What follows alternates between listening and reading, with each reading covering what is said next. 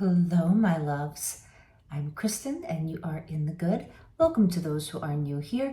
It is our weekly conversation around love and intimacy. So, what do we need to know? What are the insights? What are the revelations? What's hidden? What's lit up? Where's the light coming through? What lies beneath? What are the validations we need to know? What's the way forward? And what's the energy between you and another? Okay.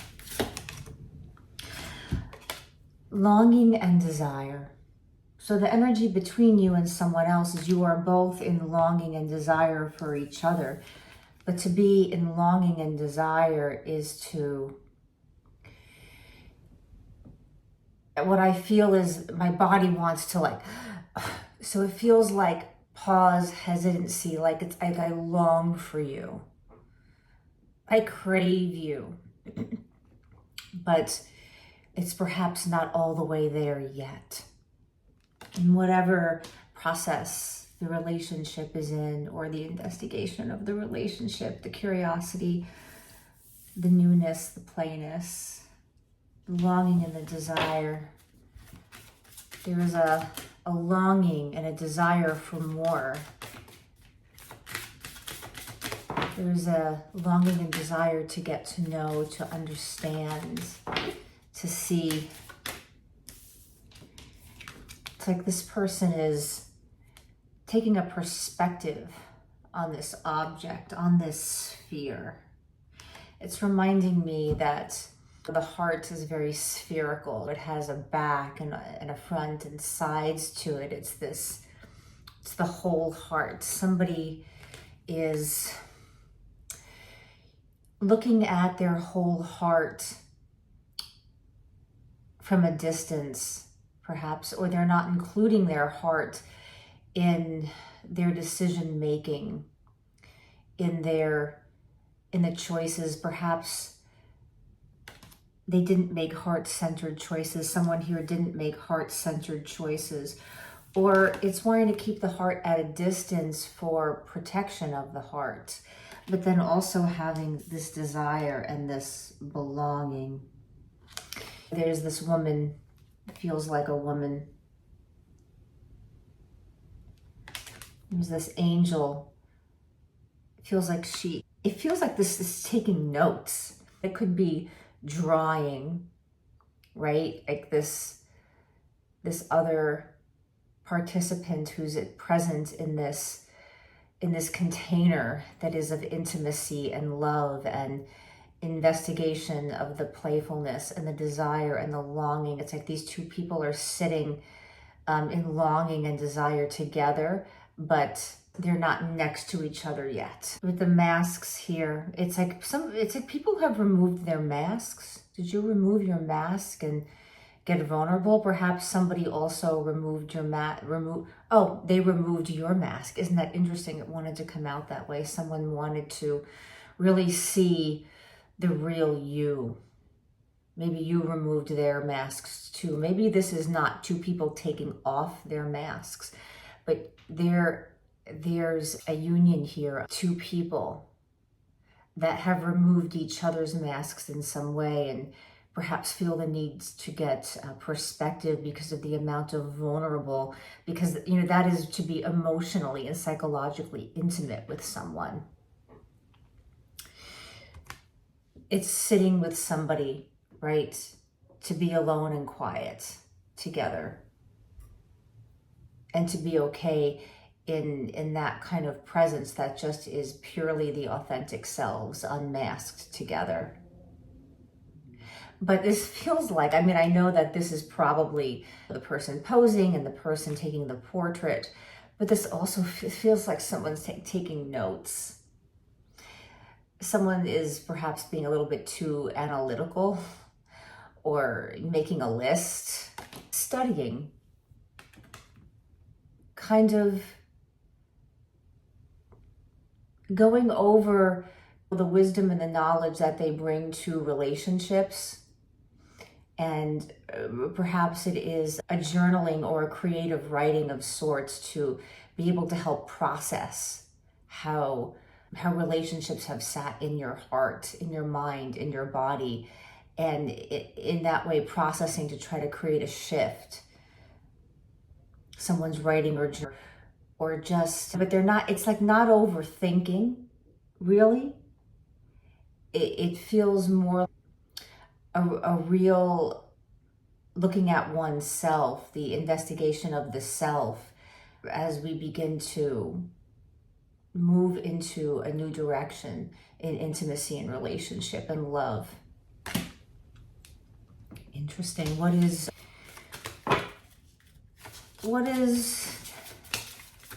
the energy of the other? Seeking pleasure. So this is, you've got someone on their hands. Well, someone on their hands. So they want their hands on you. They want to express that physical intimacy as an expression, an extension of emotional intimacy, intellectual stimulation and intimacy, right? It's to have that intellectual connection, that spiritual connection, that emotional connection. The revealing, it can be almost like, wow, I feel very vulnerable. I let somebody else remove my mask. And how that just only enhances and activates the physical intimacy. With this 14 and this 5, there's something about somebody struggling with the environment of the environments in their life. Perhaps feeling like the old cycle, the old stories and meaning makings around relationship and what a person should prioritize in their life in terms of job and family. This could come from past relationships and how past relationships have gone and how the perceived failure or how things didn't work out within several relationships and several different other people, and how that affects their ability to allow themselves to be in a pleasurable experience, again, emotionally as well. Like, what is pleasant, what is peaceful, what is meaningful, what is substantial in relationship, and how that rests as an entity besides the physical intimacy, and how, they intertwine. So somebody could be just looking at their heart, or maybe not looking at their heart. They're looking at it from a distance. They're taking notes on their heart. Perhaps, like I said, and what are they ready for? And wanting to be ready to no longer be in longing, but to be in it. And to no longer be the seeker, but to be an active participant, actually doing it. There is nothing more to prepare for. There are no more lessons to learn. This is it. This is what life has presented you. This is the person that's been presented to you. So ready or not, this is the lesson. There is nothing to complete in order to be ready. It is you dive in. And it can be perhaps the patience or the pause as someone is preparing themselves. You are preparing yourselves. Both people are preparing themselves as separate, as a complete whole individual. It's a matter of, where is the alignment coming from? Is this on the same timeline right now? How much more pondering can a person do? How much more note-taking can a person take on their heart? How much can you go over the story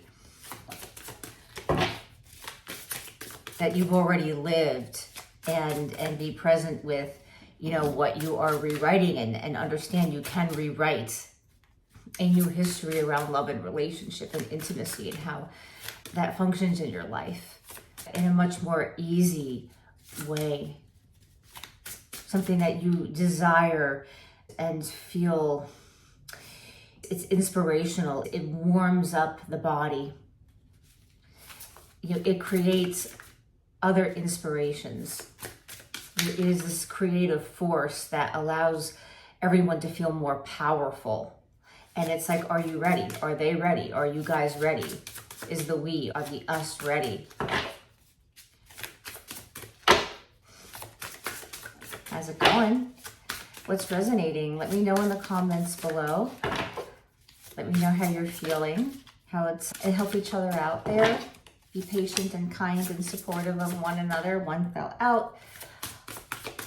And give me a thumbs up if this is something that is supporting you.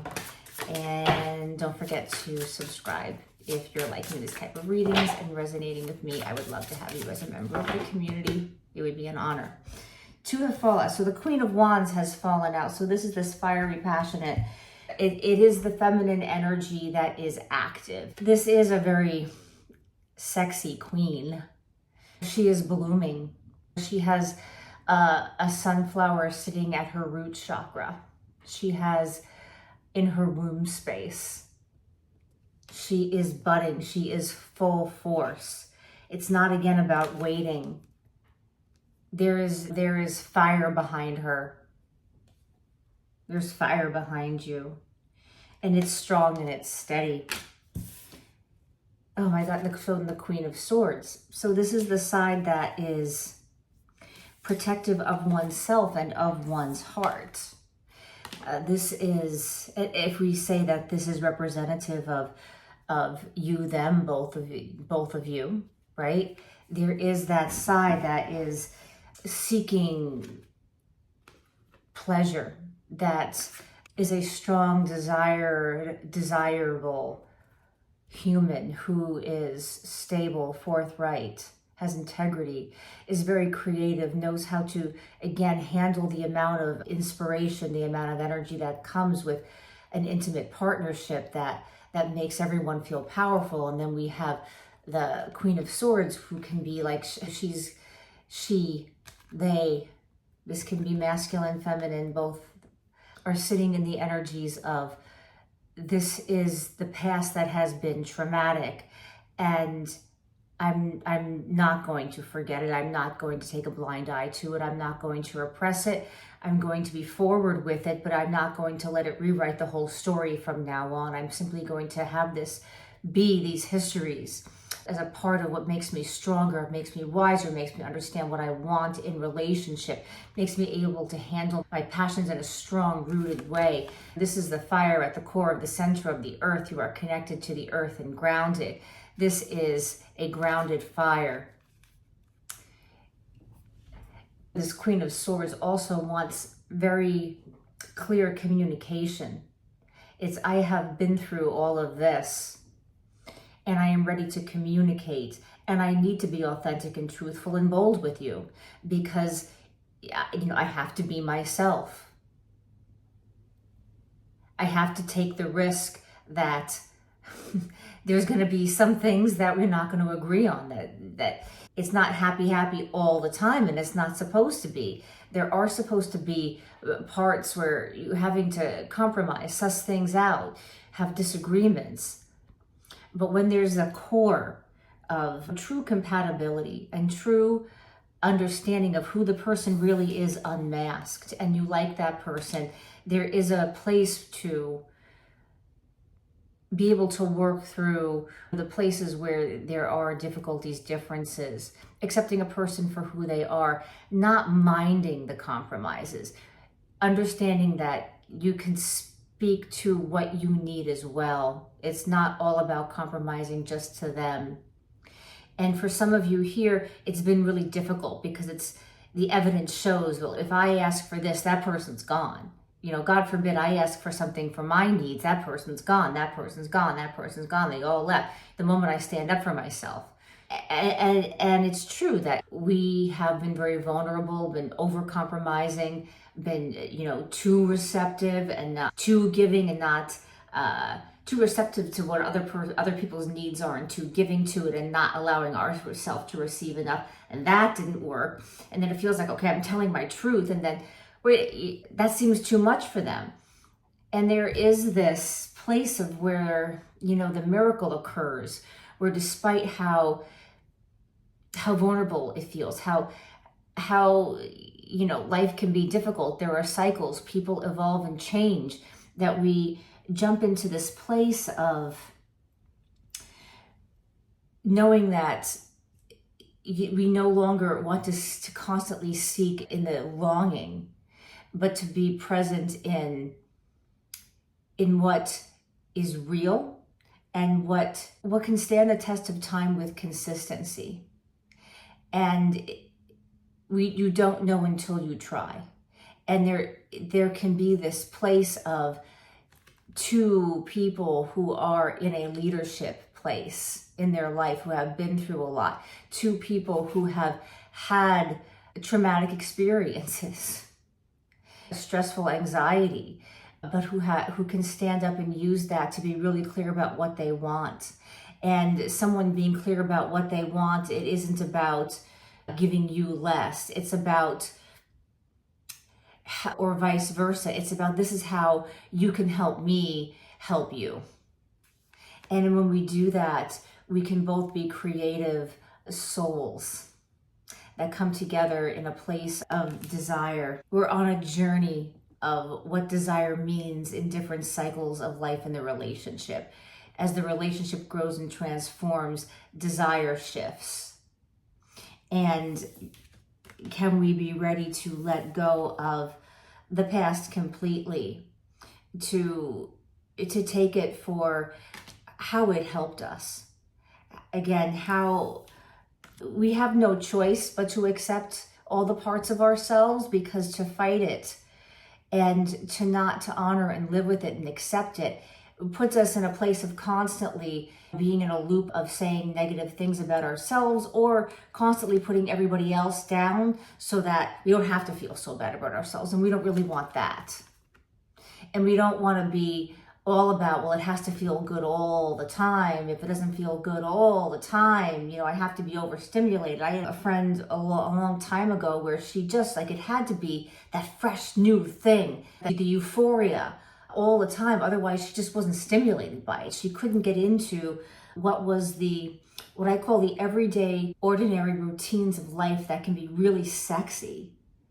If you're with someone that just being in the air that they breathe with them is sexy, that just the littlest touch can be sexy.